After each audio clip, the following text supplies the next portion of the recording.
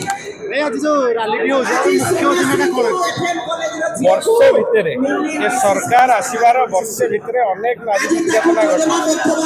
आज सारा ओडिशावासी देखुं FM college गोटे छात्री न्याय मागी मागी कौन विकल्प न पाई शेष आत्माहुति देछि।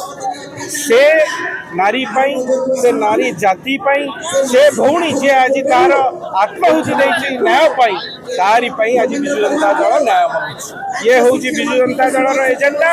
आज आम राजरास्तार ओह्लैचु गणतांत्रिक पद्धति रे आज आम विरोध प्रदर्शन करुचु न्याय मांगुचु आम एफएम कॉलेज भौणी पाई सी ताकू न्याय दि जाऊ। किंतु मोहन सरकार एपर्यंत कर्णपात करूना कौन एक्शन दृष्टांतमूलक पदक्षेप एपर्यंत नहीं ना।